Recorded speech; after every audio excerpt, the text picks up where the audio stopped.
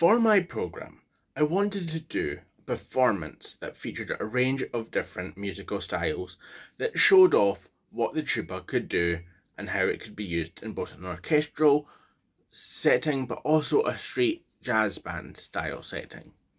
Now, as progress on my project continued, I narrowed down the styles to two that would best show what could be played on the tuba.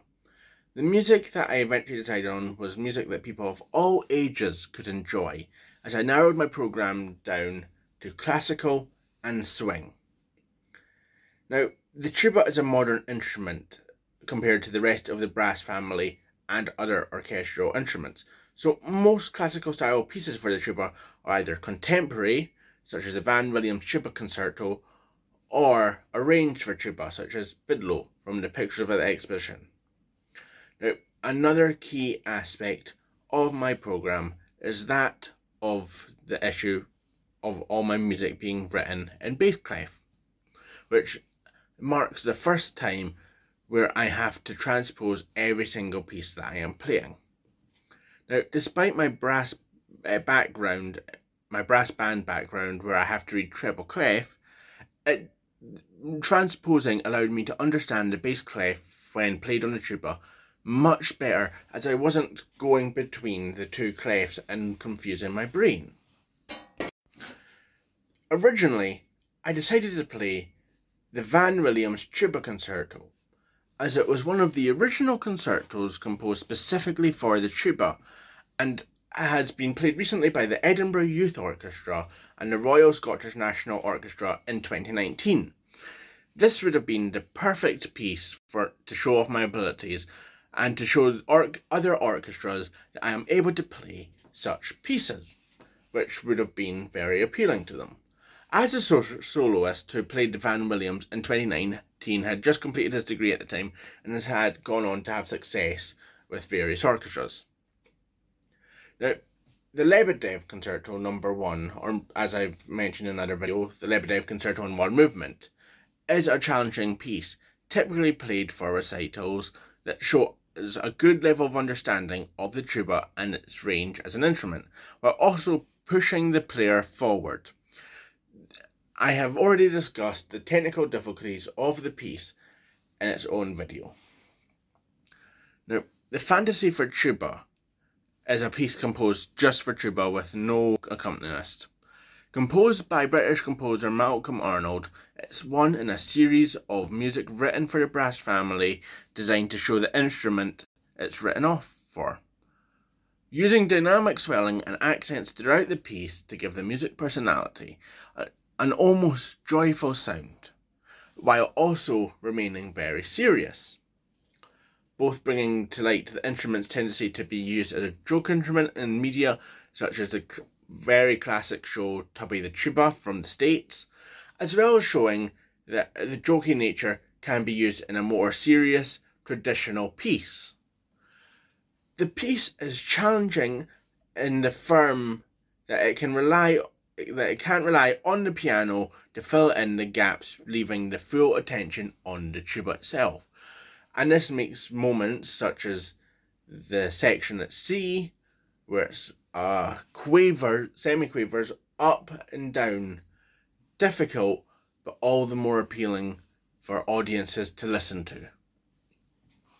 Now, a piece that I did not end up doing, the Parakel Chanson, is a French piece originally composed for trombone, in memory of a French conservatoire lecturer who introduced the bass trombone and tuba to his conservatoire.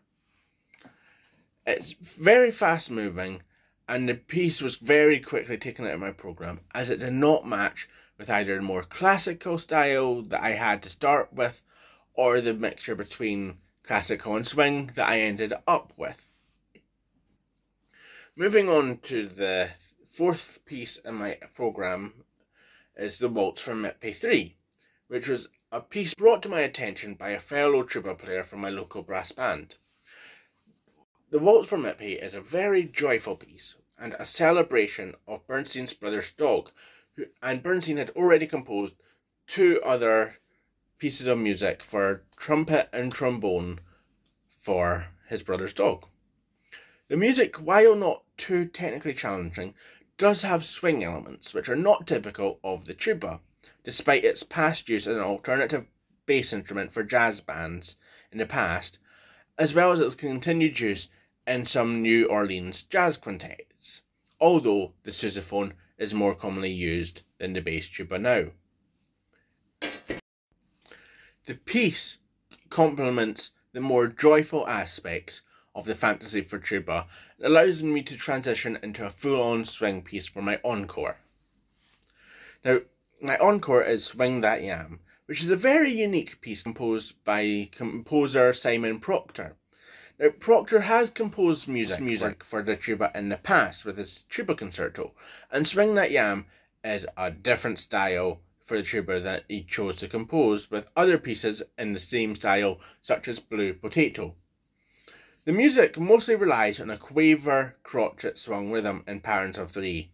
Bum bum bum bum bum bum. Now, when the key changes at measure, I haven't written it in. The rhythm changes. This swing style lines up with one of the main kinds of music that I want to play in the community going forwards, and on both tuba and trombone, and shows my versatility that I can play both these big classical pieces like the Lebedev Concerto, but also these smaller, more swung pieces that you would hear on the streets in New Orleans. Now, as I was building the program, I was originally planning on doing contemporary classical series of pieces. However, it quickly became clear that doing 2 concertos was too much work. The Barcel Enchanson was removed from my program as it didn't match with other pieces, as I mentioned. Around the same time, I decided that doing performance would be useful for my community playing, where I did play mostly swing jazz, although it was on my trombone. Now, doing classical and jazz gives me a good range of options in the community, with both community orchestras and street bands, such as the Edinburgh Orchestra and playing with Oi Musica.